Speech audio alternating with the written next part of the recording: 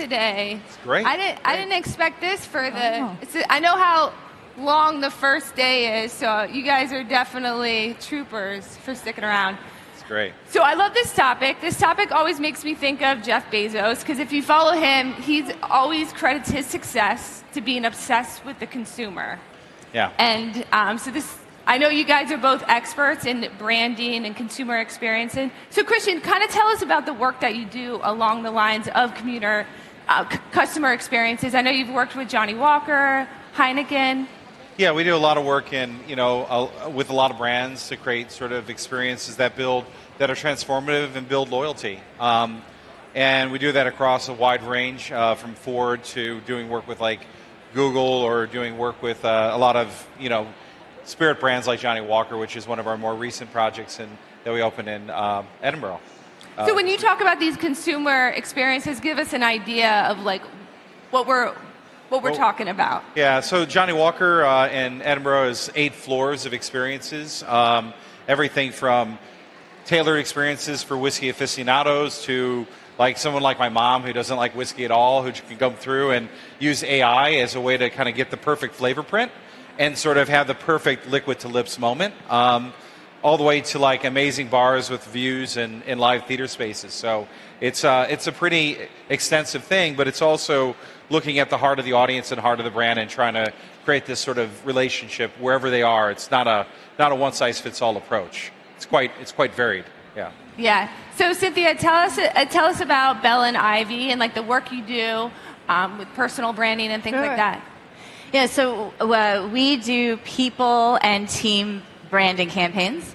We like to say people-led branding campaigns. So we'll go into an organization or work with a person, gather lots of data about the team or the community, and create campaigns based on the information we get to facilitate connection. We really do believe that brands, although they desperately want to be human, they never will be, no matter how much AI we try to shove in the middle. Yeah. So instead, we just try to facilitate community and connection between people, and the brand benefits from it. Yeah. So there's a lot of startups in the audience. What do you think is like when a company comes to you and they say they want to create a brand experience, what's like the first thing you look for, you tell them that they have to kind of define? Yeah, it's a great question, right?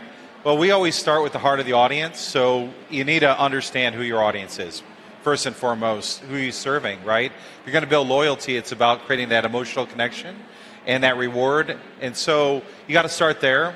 And then you have to look at the values of the brand that you're creating in the case of like a startup and figure out where those two come together, and how can you create, an experience that brings that value, and what are the best platforms for doing that, whether it's physical, digital, or some sort of combination thereof.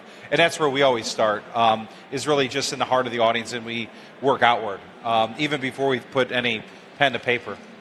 Yeah. What strategies do you kind of make sure a company defines when they approach you, when they're trying to build their brand story and things like that? Sure. Well, first and foremost, I love what you said about, who's the audience, getting to know people. One of the first things we try to assess is how much do you trust your employees that you're including in the campaign. Trust is essential to everything we do, because we are really learning about your audience, which is your team base first and foremost, and they're informing our campaigns. So if we walk into a space where we realize that the company wants this thing, but they're actually not going to be able to achieve it because they don't trust their team enough, we have to walk away. So that's where we start, is understanding the interpersonal relationships and how that might impact us.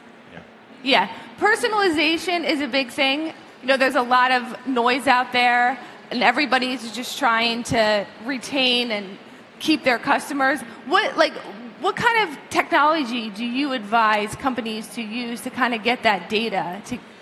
Yeah, I mean, we use a wide variety of different platforms and different companies that we work with. I'll go back to Johnny Walker, since that's probably the most relevant and recent one. We use a couple of different things. One, we used an AI platform called Flavor Print, which allowed us to, visitors and guests opt in, but they sort of select their flavor based on their preferences.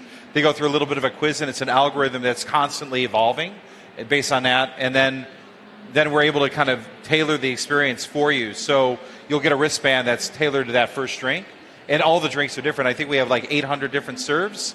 So I think you go back for 2 years straight and never have the same experience. But at the same time, we want to make it communal. We want to make it social.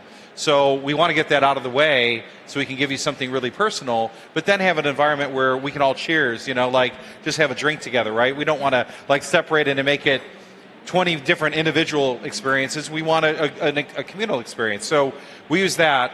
In addition, we use an AnyRoad platform, which I think my friend Jonathan spoke earlier, where we're able to track all of that, do the follow-ups, and kind of create an everywhere strategy so we can follow up. We can sort of extend that relationship and starting to look at some next generation loyalty and club things that we're doing in that space. So it's a couple of different things that we're using. Yeah. So Cynthia, there's a kind of like a gray area when you have a loyalty existing customers that keep coming back, but you still want to grow. You want to add more customers. What kind of advice do you give startups when they're trying to grow, but they want to still satisfy their existing customers? Oh, well, your existing customers are your greatest advocates. So think about what are they willing to do? What's the value exchange? Like, you're a great customer. No, I'm not going to ask you to work for free, but rewarding that customer for bringing in new people, and maybe not even new people, maybe just new ideas. Because ideas from the customer's perspective, their unique perspective, is really valuable for any brand. Like, what does it feel like to walk into my hotel?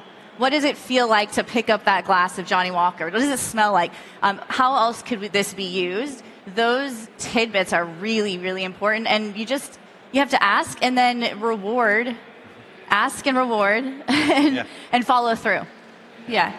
So a lot of startups can't afford necessarily to do a big customer experience with products. What are your advice on starting small? We work, the basics are still there. It doesn't matter whether you're working for a big company or if you're working for, like, say, for example, you have a tasting room or you're doing something. It still starts with understanding your audience, then understanding your business goals, really understanding those objectives, right? What are you trying to achieve through that experience, right? Is it a community benefit? Is it a brand benefit? Is it an audience objective? Really looking at what that transformation is and how do you measure it, right? So how are we going to measure the change in the audience? The most important thing, it doesn't matter if you invest $5 or $1 million, you need to understand that it's actually going to do the thing you intended it to do. So always start like building that North Star strategy. And that North Star strategy doesn't need to be something that costs millions and millions of dollars. It could be, hey, we're going to do something which is all around just a customer engagement strategy, right? It's all hospitality. We don't have the money, but we're going to host something in a place and we're going to build a hospitality experience. Great. That's totally fine. But if you don't, as Yogi Berra used to say, he's a New York Yankee, if you don't have a roadmap, you're not going to know where you're going. So what I would say is you have to have your roadmap. Figure out what your North Star is. Figure out that audience. Figure out what your objectives are, and then really create an experience that tailors to that. And stay focused. Really easy to get out of that lane and drive all over the place. So yeah, Cynthia, how do you build a brand without being annoying? There's a lot of times I unsubscribe to things because I get a text message, I get an email, I get ads on Instagram. Yeah. Sometimes it's too much, and then I have that opposite feeling where I don't want to buy from them again. Yeah, and just to go back even to what Christian was saying about startups and like making these small actions or doing these small things, like you need to understand why you're there. I liken inappropriate branding or annoying branding to walking up to someone and without introducing yourself, asking for $1, or walking up to a coffee shop and asking them for a coffee for free. Like it's a uncomfortable feeling because the consumer knows that they're giving you something valuable by even having that message pop up on their phone. And when there's nothing given in return, the relationship isn't balanced. And branding is all about balance. You have to feel good about any particular way you've engaged with that brand. Yeah. Brand storytelling is so important. What if you still kind of not sure what your brand story is? What ways do you kind of help startups in defining that? Well, we look at, when you're developing any sort of brand, mission, I think there were a couple of presentations earlier, it's about getting that laser focus. It's about editing to amplify. So that part of that North Star strategy is what we call theme development, where we really work through a theme. Like any great story has a theme. And it becomes sort of the invisible link. There's a great story coach called Ryan McDonald who does a lot of work with like Pixar and Apple and different companies. And he talks about how by editing and finding that one thing that you're about and really sort of honing in on that and then centering everything you do back to that one thing, that gives you more opportunity to sort of strengthen what you do with what you have, right? If you have limited resources, then you better be really strong on what your theme is, what your story is, what your objectives are, and follow that. Like, just that is your North Star. Don't deviate from it, because as soon as you start to put a lot of things out there, I always say like stories are like tennis balls. I see this mistake all the time, right? You throw one tennis ball, I can hold that. Two, right? I can juggle that. Three, you got to be pretty good. 4 or 5, if you got too many messages, you're out, right? So edit to amplify, find your North Star, stay strong on that theme, and good things will happen. That's what we've experienced anyway. Even with big brands that are established, by the way. No, you're absolutely right. And sometimes it's also about looking in before you look out.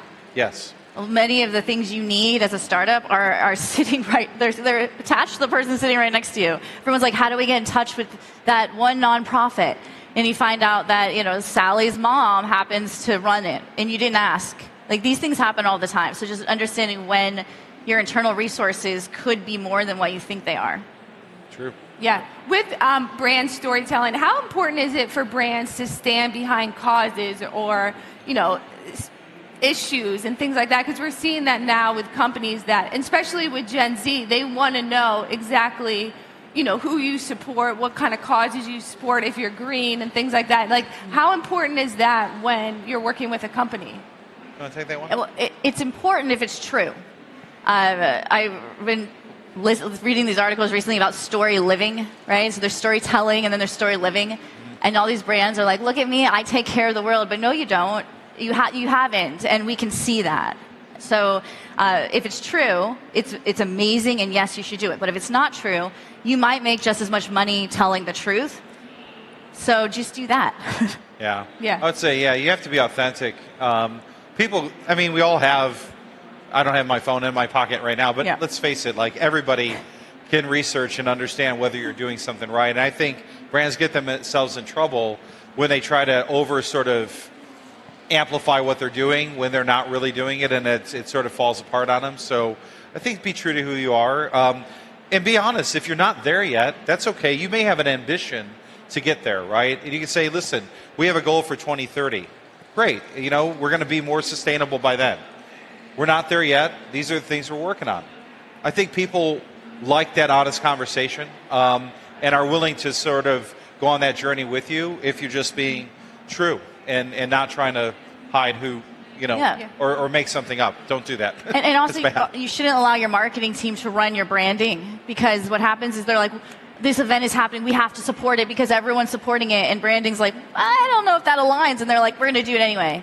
And then then something happens, something big, and you decide to apologize or come back, and now your truth is being told to the world. Like, you don't actually have an opinion about this thing you tried to sell everyone on. Yeah. So if you make a choice, let branding guide you, and once it's made, stick to it, no matter how hard the path might feel at the moment. Yeah. It goes down to, relationships, right? Everything we're talking about around loyalty is a relationship. And that relationship, it's really hard to earn trust. It's very quick to lose it. We've all, there's been situations in any relationship where you did something and you lost that with a friend or something, right? It's so quick. Yeah. So when you build it, you got to really care for that. You have to respect your audience and who you're serving, right? Because listen, that's who you're doing it for. And if you build that long-term loyalty, they'll reward you for it. We all know how important feedback loops are. What strategies work in those regards? Well, we use a wide variety of ways to get feedback. Sometimes it's on site because we do a lot of stuff in the physical space. We do follow up virtually as well. Like, there's a lot of tools we're using to follow up, not only just a couple days after a visit, but even 3-6 months. How is it going? How, what was your experience like? So the great news is we live in an amazing time where you can actually gather this data and use it to help inform what we're doing with the brand, right? Or doing within experience. I mean, it's all there for us. So find a way to do it in a respectful way. Find a way that you can opt in and feel like we're being rewarded for what we're giving and not be creepy about it. But also use the data in a good way. Yeah. Use it to help, grow your business or make the pivots, make the edits, make the changes that are required. Yeah. And I think even as a marketer or a startup founder who's getting into marketing, there's also the feedback loop of brand campaigns that happened in the past and what you can learn from them. I didn't realize that Christian, I was a huge fan of his work. I didn't realize it was his work, but I had been looking at it because the why certain decisions are made when experiences happen is applicable today, if it was 5 years ago, 10 years ago, 20 years ago. And it all comes from listening to what the community wants, building it to the best of your ability, and to your point, creating these feedback loops where you're inviting the right kind of people to come in, experience it, and tell you where you fell short and grow and make those changes as that information is coming in. So that was a small plug because I think Christian's amazing at what he does, and I'm really happy to be on stage with you. Oh, thank you. I want to ask you a question. Yeah. Do these customer experiences pay off? Do you have the data that shows? Oh, yeah. I mean, we're seeing conversion rates. We could maybe talk a little bit. At Johnny Walker, for example, the conversion rate is incredible. Our target was actually shifting Scotch from the old cues of I can only have it neat, it's got to be at a fireplace and doing all this stuff. It's much more vibrant. We're seeing it's just indexing on everything that we're hoping. We're exceeding all the expectations. And on top of it, we've been able to grow these into businesses. It's good for business. It's good for the audiences who are coming into Edinburgh and enjoying things. And at the same time, the brand is getting a ton of benefit out of it as well. So it's a relationship, and the community loves it because we've brought investment back into a part of the city that needed investment. So there's a lot of things to like about what's going on. That's and great. I know you're working on some community. Yeah, no, I just things. love that you said that because the work you do, it expands so much beyond just the brand itself. Like it goes into the community that it serves. And these are really important things to measure as you get further along in your branding campaigns. So we got to wrap it. I like to end on one last thing. What is like your one piece of advice? If you could just, if there's just one kind of pep talk you could give people who are kind of want to improve their marketing. Yeah, if there's one thing, again, just start here. And I know this is where I started, but if you don't start in the heart of your audience, get to know them. Go spend time with them. Listen to them. You learn so much have you ever sat in a living room and asked somebody how they use your technology? Why do it just on a database? Go meet people. If that's who you're serving, get to know them. That's be my advice. Yeah, absolutely. And I just even add to that and not take away from it in any way is just the information is the most valuable thing you can attain, and you get it from your customer. So listen more than you speak. Yes. All right, there you guys have it. Thank you so much. Thank you Christian so and much. Cynthia. Thank you, everybody.